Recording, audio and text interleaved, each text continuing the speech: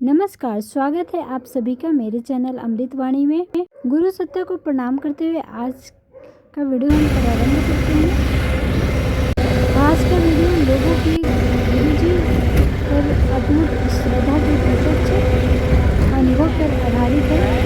तो चलिए वीडियो को स्टार्ट करते हैं। वीडियो का शीर्षक है बच्चे को मिली ऑपरेशन से मुक्ति। आज से 7 साल पहले की बात है। गर्मियों के दिन थे। एक दिन मेरे बेटे कृष्ण कुमार के पेट में अचानक दर्द शुरू हो गया। रविवार होने के कारण मैं घर पर ही था। दोपहर के 12 बजे थे।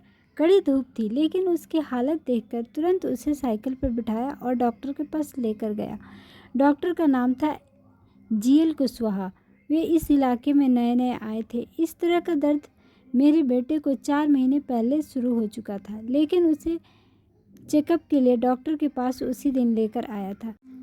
मैं चाहता था कि अच्छे से चेकअप हो, लेकिन डॉक्टर ने उसे एक नज़र देखकर दवा दे दी। जब बच्चा दवाई खाता तो दर्द कम हो जाता और थोड़ी देर बाद फिर पहले जैसी हालत हो जाती। 1 महीने तक ऐसा ही चलता रहा। फिर एक दिन डॉक्टर ने कहा इसे नर्सिंग होम ले जाना पड़ेगा। वहाँ के बड़े डॉक्टर इसकी जांच करेंगे, तभी रोग के बारे में कुछ पता चल पाएगा। वहाँ भी कई प्रकार की जांच के बाद 1 महीने तक इलाज चला, लेकिन बच्चे के स्वास्थ्य में किसी प्रकार का कोई सुधार नहीं हुआ। इसके बाद डॉक्टर रोहित गुप्ता ने जांच करने के बाद किसी घातक बीमारी होने का संदेश व्यक्त किया। शंका निवारण के लिए उन्होंने एंडोस्कोपी कराने की सलाह दी। हमने बच्चे को एंडोस्कोपी कराया। उसकी रिपोर्ट हमें 15 दिन बाद प्राप्त हुई, लेकिन उस रिपोर्ट में भी बीमारी पकड़ में नहीं आई। तब तक ऐसा होता रहा कि कभी बच्चे के पेट में दर्द हो जाता, कभी सिर में। लगातार कि इस पीड़ा से वह सूख कर कंकाल बनता जा रहा था, और इधर हम बच्चे का दर्द देखकर बहुत परेशान हो रहे थे। अब तक बच्चे के इलाज में इतने रुपए खर्च हो चुके थे कि मेरी आर्थिक स्थिति बुरी तरह खराब हो चुकी थी।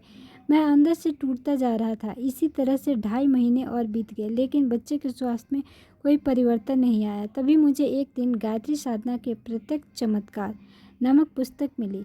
उस पुस्तक में ऐसे बहुत से लोगों का उल्लेख था जिन्होंने पूज्य गुरुदेव के अजरस अनुदान पाए थे।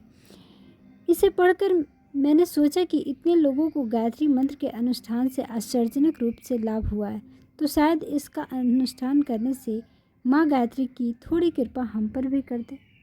यह सोचकर मैंने निश्चय किया कि मैं 1 महीने का गायत्री मंत्र का अनुष्ठान करूँगा। अगले ही दिन मैंने संकल्प लेकर अनुष्ठान प्रारंभ कर दिया। अनुष्ठान अभी चल ही रहा था कि एक दिन डॉक्टर ने मुझे बुलाकर कहा, बच्चे का स्वास्थ्य थोड़ा बहुत ठीक होने लगा है, एक और जांच करनी पड़ेगी। जांच से पता चला कि उसकी आंत में एक छोटा सा छेद हो गया है, जो इलाज से ठीक किया जा सकता है। डॉक्टर की बातें सुनकर मेरा हौसला बढ़ा। मेरे मन में प्रेरणा जगी कि मैं अपने बच्चे को एक बार शांति कुंज लेकर जाऊं। वहां जाते ही मेरा बच्चा बिल्कुल ठीक हो जाएगा। मैं बच्चे को लेकर शांति कुंज के लिए चल पड़ा, लेकिन वहां पहुंचते पहुंचते बच्चे की तबीयत बहुत ज़्यादा खराब हो गया। तुरंत डॉक्टर को दिखाया गया। डॉक्टर ने कहा तुरंत ऑपरेशन करना पड़ेगा। आप कल सुबह ठीक 9:30 बजे बच्चे को ऑपरेशन के लिए लेकर आइए। हम रात में शांति कुंज में ही रुके। देर रात तक मैं पूज्य गुरुदेव की समाधि पर रो रो कर प्रार्थना करता रहा, गुरुदेव मेरे बच्चे को बचा लीजिए। यह नहीं रहा तो इसकी माँ भी रो रो कर अपनी जान दे देगी। अब तक तो बस आपका ही सहारा है गुरुदेव। सुबह ऑपरेशन के लिए हॉस्पिटल पहुँचे तो बच्चे की हालत देखकर डॉक्टर ने कहा बच्चा ऑपरेशन के लायक बिल्कुल भी नहीं है। ऑपरेशन से पहले इसे खून चढ़ाना पड़ेगा। मैंने कहा मेरा खून ले लीजिए। खून की जांच हुई। संयोग से दोनों का ब्लड ग्रुप एक ही निकला। उसी समय मेरा खून निकालकर बच्चे को चढ़ाया जाने लगा। खून चढ़ते ही बच्चे को अचानक तेज बुखार आ गया। आखिरकार उस दिन ऑपरेशन रोकना पड़ा। रात भर असमंजस की स्थिति बनी रही। अगले दिन सुबह डॉक्टर आए। उन्होंने बच्चे का चेकअप किया और चकित स्वर में बोले कि बच्चा अब तेज़ी से स्वस्थ हो रहा है।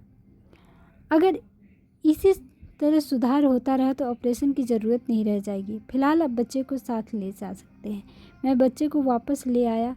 अगले 2-3 दिनों में बिना किसी दवा के बच्चा पूरी तरह स्वस्थ दिखने लगा।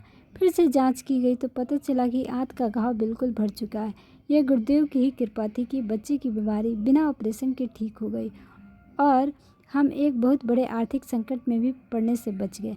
शांति कुंज से वापस जाते समय मैं बहुत देर तक पूज्य गुरुदेव तथा वंदनीय माता जी की समाधि के आगे हाथ जोड़कर चुपचाप खड़ा रहा, क्योंकि उनके अनुदान के लिए कृतज्ञता व्यक्त करने के लिए मेरे पास शब्द नहीं थे। यह कहानी है राम बाबू पटेल, इलाहाबाद से। तो यह कहानी आपको कैसी लगी? संभवतः आपके दिल को छू गई होगी।